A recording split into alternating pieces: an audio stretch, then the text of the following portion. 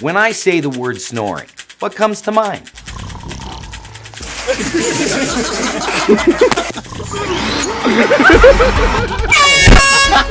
Most people think of snoring as funny, something to laugh at, right?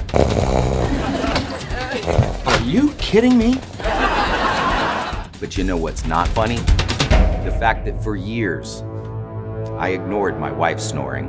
If I had taken it seriously, she'd probably still be alive today.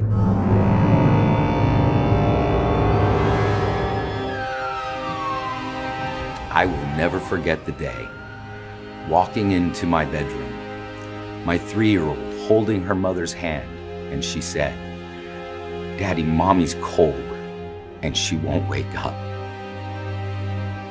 And her story is not the only one. And we begin with the passing of a Hollywood legend and an American original. Carrie Fisher, dead at age 60. Her cause of death now ruled in part sleep apnea. A new report claiming that sleep apnea may have played a part in the death of Supreme Court Justice Anthony Scalia. Study shows that people suffering from severe sleep apnea are almost twice as likely to die early. My wife, Carrie Eckenrode, died October 27, 2015, from sleep apnea. After the funeral, I remember all these people asking me, what is sleep apnea? I have a condition, I don't know if you guys know about this, it's called sleep apnea. If you don't know what sleep apnea is when you're so overweight that your body weight crushes you and murders you while you sleep. Wake up, we have a mortgage, wake up. Not in this economy, you're not leaving. I had no idea sleep apnea was such a big problem. I always thought sleep apnea just affected fat people. But after doing some research, I was stunned. As many as 1 in 3 adults suffer from this condition. Chances are somebody right now living in your home is walking around with this potentially fatal disease. And the really scary part is most of them, like my wife, are doing absolutely nothing about it.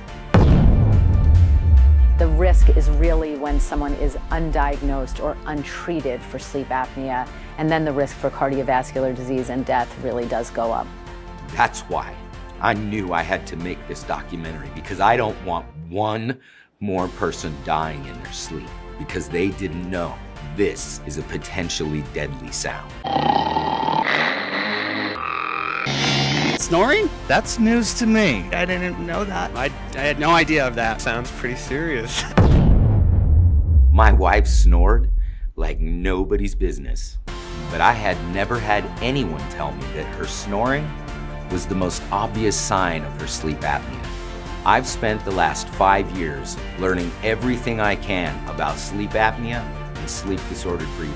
I've interviewed experts at the very top of the medical field. It is one of the biggest problems facing the developed world. It really affects every single organ in the body. Right up there with coronary artery disease, diabetes as a real predictor of early death.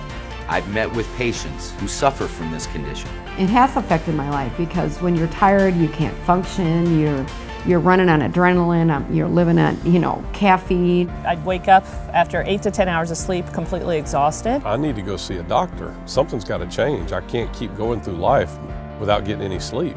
I've learned about the most common treatment and the problems associated with it. There's the traditional CPAP machine, which works very well if it's used properly, although compliance rates with CPAP can be generally very, very low. A lot of patients just don't want to have to wear a mask at night.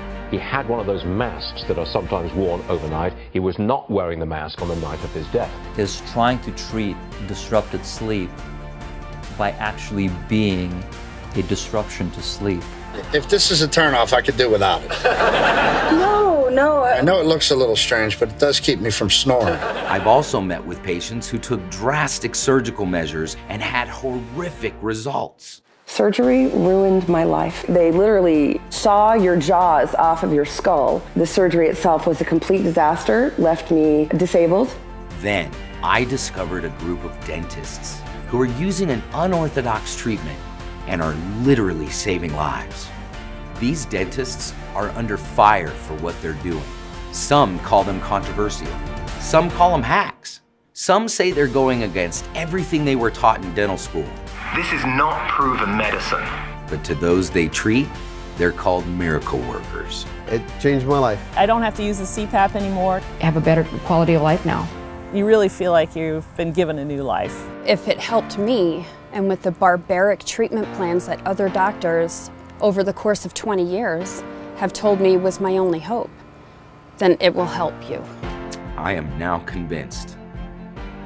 If my wife had had this treatment, no doubt in my mind, she'd be alive today. Sleep apnea is not what killed my wife. Not treating sleep apnea is what killed her. For the millions of people around the world, diagnosed and undiagnosed, suffering from sleep apnea, you watch this film, you share this film. I'm on a mission to rid the world of obstructive sleep apnea, and we can.